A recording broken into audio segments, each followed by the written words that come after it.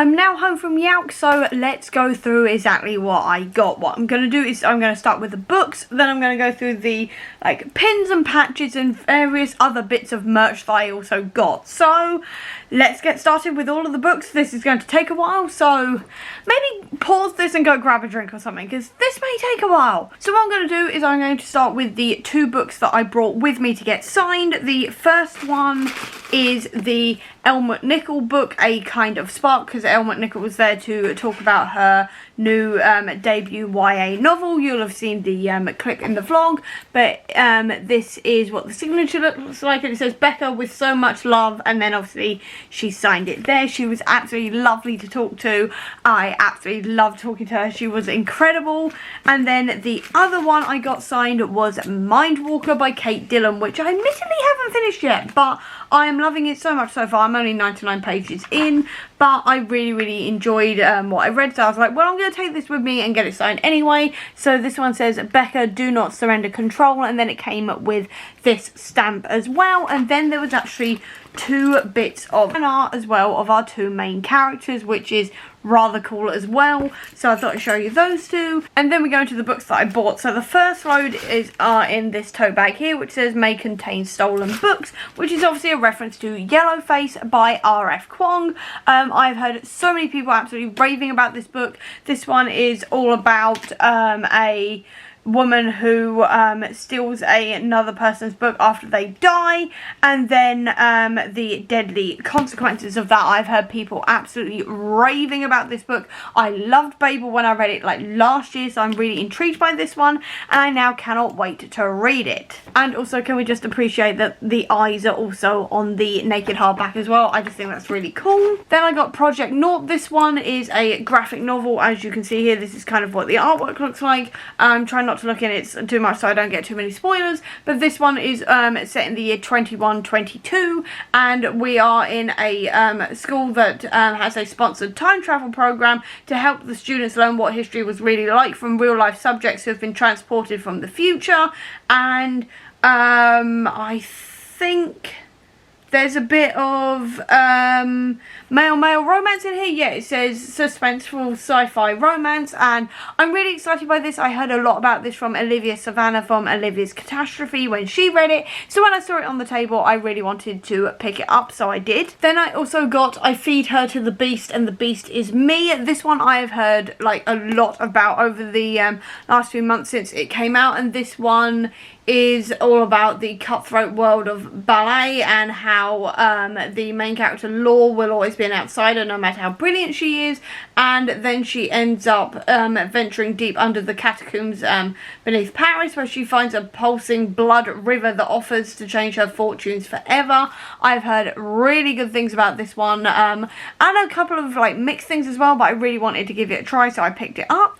Then there was also Daughter of Darkness, and this one is a retelling based on ancient Greek myth of Hades and this kind of thing. And I'm not gonna lie, the cover just really drew me in because it's all shiny and looks very pretty. And this one is all about the underworld and Orpheus and Eurydice. I'm pretty sure I'm pronouncing that wrong. I apologize right now if I am. And all of this kind of thing. And I don't really read that many Greek myths, so I really wanted to give some a go, and this was on the table, so I picked it up as well. Then I also picked up the Hurricane Wars, and I mean, look at this cover. It is absolutely stunning. This is part of the reason why it drew itself to me in the first place. And this one, it says, the Night Empire casts a long shadow over the land. Nothing can stand in the way of its might and power. Year by year, the Hurricane Wars take and take, and yet there is hope in the darkness. One lone light stands against the Empire, and I think it's about two warring people, and then they've got to try and team up together to stop the hurricane wars, this kind of thing. And then I just want to show off the map underneath, because I mean, this map, absolutely gorgeous. The whole thing is, I didn't see underneath. Look at that. I love that. I love that so much. That is absolutely stunning. I am now even more happy that I picked this up, because that is amazing. So glad to have picked this one up. Then I also picked up Sisters of Sword and Shadow, and this one is also actually signed by the author. This was on the Waterstones table, along with Hurricane Wars. There's the signature there. And because I have been saving up my Waterstones voucher for the last like 2 years, I got both of these for a £5, which was, quite frankly, a bargain. I was all over that. But this one is all about, it says, an interesting thing happens when a man is defeated by a woman. He tells nobody. And this one is all about a 17-year-old who is expected to follow in her sister's footsteps of marriage, children and a quiet life. But on the day of her sister's wedding, a chance encounter with a fierce and beautiful leather-clad woman leads her to the Sisters of Sword and Shadow. And she ends up training with a bunch of female knights in secret to right the wrongs of men. And I mean, I love a good female revenge story, and I love women with swords, so this sounded amazing, so I'm really, really excited about this. I then also picked up Creeping Beauty, and this one is what happens when Sleeping Beauty does the thing, she pricks her finger, and then she ends up waking up in a world where cutthroats and con artists are more common than curtsies, and she ends up deciding that she can't afford to wait for a rescue or a prince or anything, so she's got to try and wake up and save herself. That sounded really interesting to me. I love a good retelling. I don't really have that many Sleeping Beauty retellings, and so I decided to give it a go. There was also Transmogrify, 14 Fantastical Tales of Trans Magic, and this is a collection, and it was actually the last one on the stall thinking about it, and this is a collection of magical short stories by trans and non-binary authors.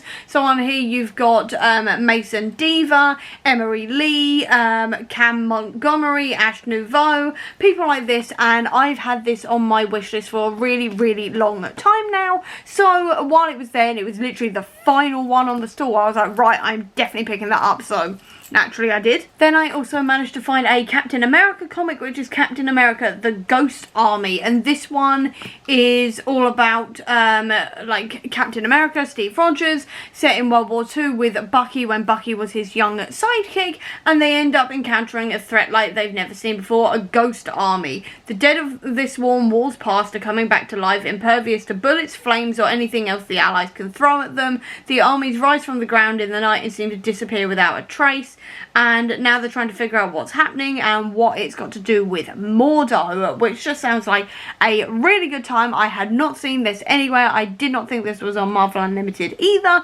otherwise I would have left it, but very intrigued by this one. And also, like, this is the kind of art style in here, and also I've never actually read anything written in a more modern setting about Captain America in World War II while Bucky was still his child sidekick. So very intrigued by where this is going to go, to say the least. Now I'm going to move the camera back a little bit because I have a giant wheelie luggage of books as well, because we brought a giant wheelie trolley because we knew we were going to need it, and also it's got a seat on it, which became very useful after a while when my legs started hurting. I could just pull the seat down and just sit on it. It was wonderful.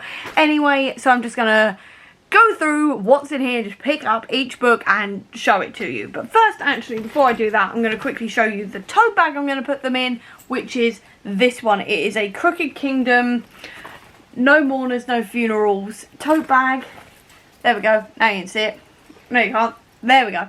But this one I actually won, on one of the spin the wheel things. There was a lot of like spin the wheel type stuff, and whatever it landed on you won, and I won this Six of Crows tote bag, which I was very happy with, to say the least, because I love Six of Crows, so that was great. But now I'm going to try and put all of them in here, or at least a lot of them, so I can, you know, empty that bag so I can use it again when I go on holiday in literally like 24 hours at time of filming. So let's get through some of this. So the first one at the top here is The Lost Girls. This one is a vampire one, and it says, getting over your vampire ex is as easy as killing him and stealing his girlfriend. And this one, if I remember rightly, is all about a girl who was like turned into a vampire in 1967 when her boyfriend turned her into a vampire, but then he ditched her at a gas station a few decades later, and she realizes that this may not actually be may not have been the best idea. And it turns out as well that this is not the first time it's happened. Elton, her ex-boyfriend, has turned a lot of girls over the years and then ditched them. So what they're going to do is kill him, essentially. And the final bit of the synopsis says, to kill Elton for good, Holly and her friends will have to dig up their pasts, rob a bank, and reconcile with the people they've hurt in the search for eternal love. And to win the girl, Holly will have to convince Parker that she's more than just Elton's crazy ex, even though she's trying to kill him. And the bit that really got me was the trying to kill him, and then also the rob a bank bit. This just sounds like so much fun. I love vampires. I want to read more vampire books. This sounded fantastic and right up my alley, so cannot wait to read this. Probably next Halloween now, but either way, very, very, very excited for it. Next I have Valiant Ladies, and this one is all about two girls who are proper 17th century young ladies, but when night falls they trade their silks and lace for swords and muskets, venturing out into the vibrant, bustling, crime-ridden streets in the Spanish Empire, and they pass their time fighting, gambling and falling desperately in love with each other. Then on the night of one of their engagements to the Viceroy's son is announced, their older brother is murdered, and the girls embark immediately on a whirlwind investigation that takes them to the lowliest brothels, to the highest echelons of Spanish aristocracy. And I'm just here for, again, women with swords. Again, there was a theme going here, and I feel like there is a theme this year for me, which is women with swords, and I'm just here for it so much. Next after that, I actually put in this book a David Tennant Christmas card that I also picked up. You can't see it properly here because I'm keeping it in the plastic right now, but it's a David Tennant 10th Doctor Christmas card because I saw Whovian stuff. I couldn't resist. Anyway, the next book is Nightbirds, and this one is all about these privileged girls who can temporarily gift their rare yet potent magic to those looking to gain advantages in life, business or love, but the magic, especially the magic of women, is outlawed, and the city's religious sects would see them burned if discovered. So, protected by the great houses, their identities are kept hidden, and the Nightbirds are well-guarded treasures.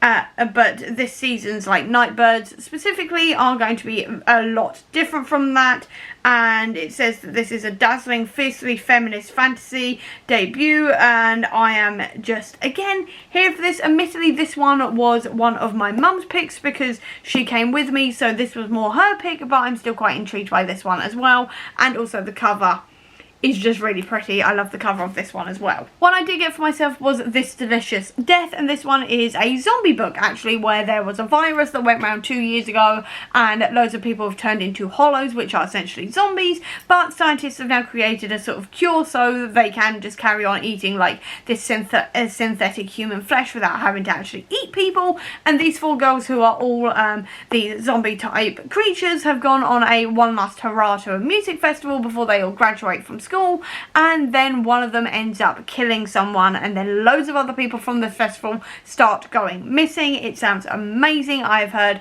not actually too much about this one, but it's been on my wish list for a while now, so when I saw it I was like, definitely having that one, so cannot wait again to read this. I then also have The Forest Grimm, and this one is a dark retelling of loads of fairy tales, essentially, in the sense that there used to be this book of fortunes in this book, and then when it was used for evil, the Forest Grimm snatched that book away, and the village has been withering ever since. But now our main character of Clara and her best friend Axel are going into the woods to try and get it back, despite the fact that everybody who's ever dead it has ended up going missing and never returning. And then when they make it into the forest, it turns out that it's alive with dark and deadly twists on our most well-known fairy tales and has a mind of its own. And like I said before, I am a massive fan of like fairy tales and retellings and things, and I love it when like loads of fairy tales combine together. This sounded creepy and fun, and I just really wanted to give it a go, so like I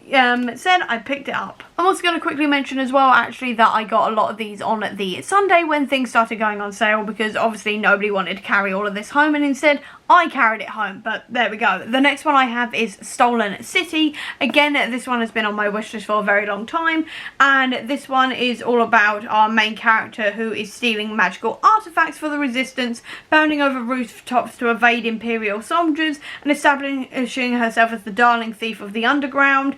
And she'll steal anything for the right price, and if she runs fast enough, she can almost escape the fact that her mother is dead, her father is missing, and her brother is hiding a wealth of power in a city that has outlawed magic.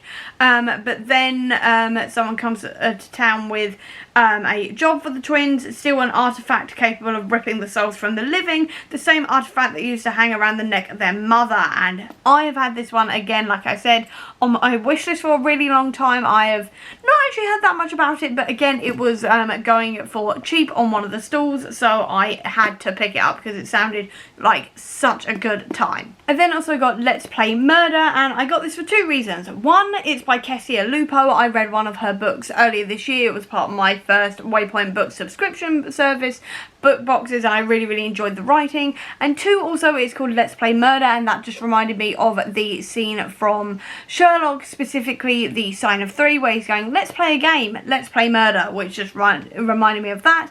And then also, this is all about a virtual reality game where like our main character gets stuck into the game, and she'll do anything to leave, but the only way to get out is to solve the murder mystery, reveal the killer, and win the grand prize. But there are blackouts, glitches, and strange characters, and 4 other players that our main character can't trust, and she can't help but feeling that a mysterious shadow is haunting their footsteps and toying with them. Then, when a player dies, Veronica has to ask herself if this is a part of the game, or if there's a real killer playing by their own rules, and that sounded like really like a good time to me, to be honest. I'm trying to sort of see if I maybe like thrillers, or maybe something outside of the fantasy sci-fi genre, but this is still very much like in the sci-fi section, so it still kind of feels like within my comfort zone, but still trying something semi-new at the same time. So I picked it up. I'm really excited by this one. It sounds like such a good time, so I cannot wait to read it and see what I think about possibly trying thrillers maybe in the future as well, if I like this. I then also have Mish the Bad Demon, and this one is a really cute sort of middle grade-y graphic novel, and this one is all about a young 12-year-old demon who's called Mish, and she's more likely to be reading magazines from the fairy realm and fangirling over the fairy princesses, but when disaster strikes and all of demonkind is threatened, she must journey to other worlds in search for help. And again, I've heard really good things about this one, specifically from Olivia from Olivia's Catastrophe. She said that this was absolutely amazing and really cute, really fun, so I wanted to check it out, and while it was on one of the stalls, I figured I'd get it. This is the kind of artwork in here as well, so it just looks like a really cute, really fun read, so I cannot wait to give it a go. Then I also got Damsel. This one is soon to actually come out as a like film as well, which intrigued me because I actually saw the trailer the day before I picked this up, and I was like, oh, actually that looks quite interesting. And this one is all about a beautiful kingdom with a terrible secret, and our main character has never dreamed of a lavish palace or a handsome prince, as she grew up in the famine-stricken realm, but her deepest wish is to help her people survive each winter. So when a representative of a rich reclusive kingdom offers her family enough wealth to save her kingdom in exchange for her hand in marriage, she accepts without hesitation. But when she's swept away to the glistening new kingdom, she's quickly taken in by the beauty of the realm and her betrothed king Prince Henry, but she undertakes the rituals to become the princess. Doubt pricks at her mind as cracks in the kingdom's perfect veneer to begin to show. A young woman who appears and vanishes from the castle tower, a parade of torches weaving through the mountains, markings left behind in a mysterious V, and too late she discovers that their prosperity has been purchased at a heavy cost. Each harvest season the kingdom sacrifices its princesses to a hungry dragon, and she is the next sacrifice. And again, that just sounds like fun. That sounds like a really interesting, fun take on the betrothed and like all of this kind of thing, and I'm really excited by this one. The last book I got was The Sun and the Void, and this one I picked up because it is stunningly beautiful, but also because it sounded really, really interesting as well. And we're following two main characters. One is Raina, and she is desperate. She's stuck on the edges of society. Her only hope lies in an invitation from a grandmother she's never met, but the journey to her is dangerous and prayer can't always avert disaster. She's attacked by creatures that stalk the mountains, and Raina is on the verge of death until her grandmother, a dark sorceress, intervenes. Now, dependent on her magic for her life, Raina will do anything to earn and keep her favour, even the bidding of an ancient god that whispers to her at night. And then we're following Eva, who is unwanted. She's illegitimate and of mixed heritage, and her family's shame. She tries to be the perfect daughter, but she's hiding a secret, and that is that magic calls to her. Even though she should fight the temptation, but magic is a sign of the dark god, and using it is punishable by death, yet it's hard to ignore the power when it has always been denied you. And she's walking a dangerous path, one that gets stranger every day, and in the end she'll become something that she's never imagined. I've seen this a lot on like Bookstagram and things like this. It sounded really, really interesting, and also this cover, again, absolutely stunning. I picked it up. And then also the Under the Dust jacket as well. I mean, come on, that is just so pretty. I love this so much. It looks amazing. And that was all of the books I got. Now into the other things. So the first things I want to show you are some pins. So the first one is this one. It's a little flame that says burn out on it, which I think is just really, really cute, really fun. I really like that one, so I picked it up. There was also this one, which is a bat that says out for blood. There you go, you can see it. Again, I thought that was really cute. Then there was also this little ghosty with a pumpkin, which again, really cute, really fun. And then this one, which is a skull with like a candle and some butterflies on it as well. And then also this little ghosty with a mushroom as well. And then finally this one, which says ain't that just the way, and it is a grave with like flowers and stuff on there. Again, really my aesthetic, and I really thought that was really fun. Then I also got this little pin here that is a ghost holding a knife that says be nice, which I thought was really funny. I really enjoy stuff like that. It made me laugh, so I picked it up. Then I also got this washi tape. I love like all of this sort of like meteorite stuff as well. I thought that was really fun. And then also I got this one, which is just a load of black and white stars on it as well, which again I thought was really cool. I then picked up some other pins as well, which are like your more typical enamel pins, because these were like 5 for 20, I think it was in the end. So I got one that says vote Saxon because it's a Doctor Who reference. I can't resist a Doctor Who reference, especially the vote Saxon bit. Then speaking of Doctor Who, I got a one that says 60 years of Doctor Who on it, or 60 years on like a TARDIS, which I thought was really cool.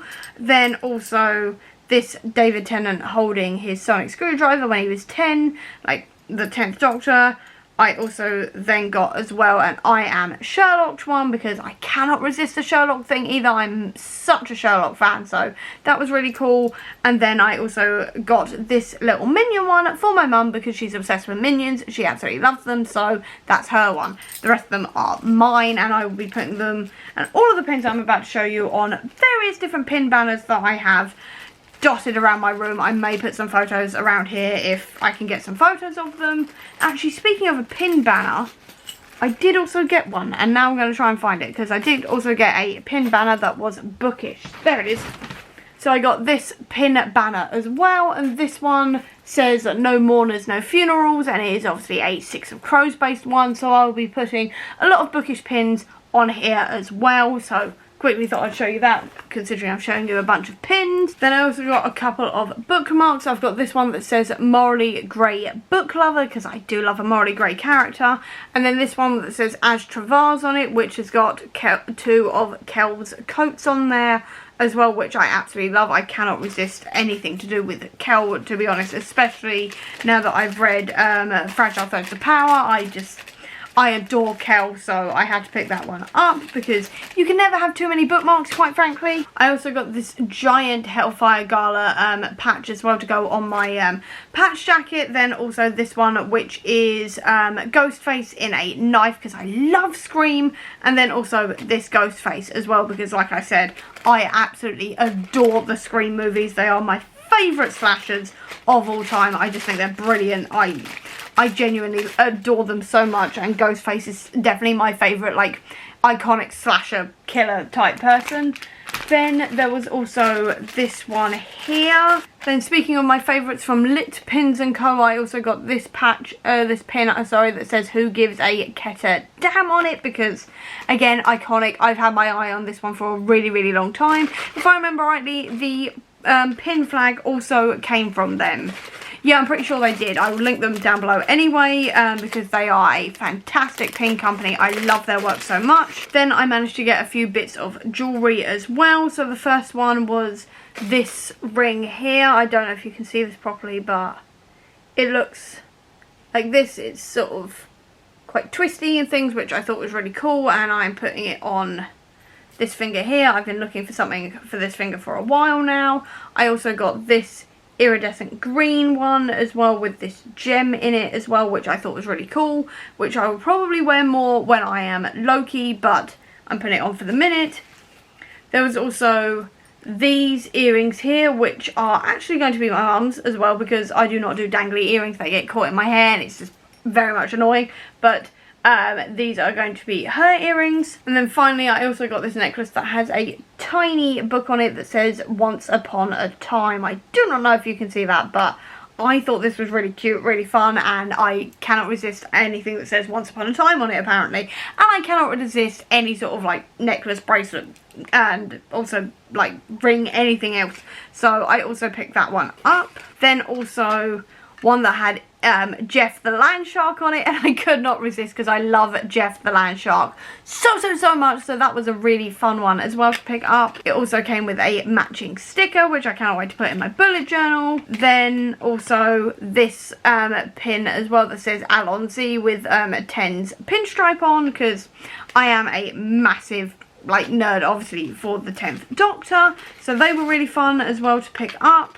I also got this one, which is the Ace Pride flag that says "Read Gay, Do Crime," which again, very fun. Again, this is from Lit Pins & Co. They were a great store. I love their stuff. Then also there was this bookmark as well, which is based on Vicious, and this says "Plenty of humans were monstrous and plenty of monsters knew how to play at being human," and I love that quote so much. And I cannot resist a V. Schwab bookmark. I mean, we already knew this, but cannot resist. And then also the pin came with a matching sticker, which again says "Read Gay, Do Crime," and it was in the Ace colours. As an asexual myself, I had to get this one, and obviously the matching pin. Also, I should say the Sun and the Void came with this matching pin as well. And then I also got this one, which is Loki and Mobius, which says "No one bad is ever truly bad, and no one good is ever truly good," is one of my favourite quotes from the first series, and I love these pins so much. I'm such a Loki nerd. Loki had literally just finished airing literally like the day before I bought this, and I was just finding anything with Loki on and was like, I've got to have it because I love Loki, and these pins are absolutely no exception to that rule. And then I also got myself a Mjolnir. I couldn't resist. I was literally dressed as Loki at the time, and I was like, I've got to get myself a Mjolnir, because I suddenly remembered that I've got a Loki sword upstairs, like a replica of Loki's dagger, and I've also got a Eye of Agamotto as well, and I was like, I kind of like collecting like Marvel props, so I picked myself up a Mjolnir as well, and I mean, it just looks so good. I absolutely love it. I love it so much. I don't know if I will ever cosplay as Thor, but I may cosplay as like a worthy Loki instead, which will definitely count, and this will go a long way towards it. And also, I just really wanted it because it looks so cool, and I cannot resist a Marvel prop. I cannot resist anything to do with Marvel. So naturally, I picked this one up as well, and it just looks so cool, and I have no idea where it's going to go on my shelf, but I'll have a fun time finding a room for it. I also got a Doctor Strange little mini Lego kit, and this one is Doctor Strange's interdimensional portal, because I do have the Sanctum Sanctorum, like the big Sanctum Sanctorum, as a Lego set. I haven't built yet, but I figured this would be a fun sort of little addition to it. And I mean, I couldn't resist the Doctor Strange thing either, because I am me, and I love Doctor Strange so much I couldn't resist it. I also got 3 other pins. The first one is one with Eddie on because I adore Eddie so much. He's one of my favourite characters, so when I saw this one I picked it up. Then from the same store I got one that says every day is Halloween, and then also another one of Scream where he's on his bed, on the bed saying what is your favourite scary movie, and I love that line so much. It's one of my absolute favourites, so when I saw all of these, again, I picked them up. I then also took some photos with a prop of the TARDIS, and the one we had is this one. I've covered up my mum in just in case she doesn't want to be on camera, but this was the like TARDIS prop, and she was clinging onto me as I was like clinging onto the edge of the TARDIS, sort of like how Jack does in that episode of Doctor Who before, like when they takes them to like the Master, all of this kind of thing where he's going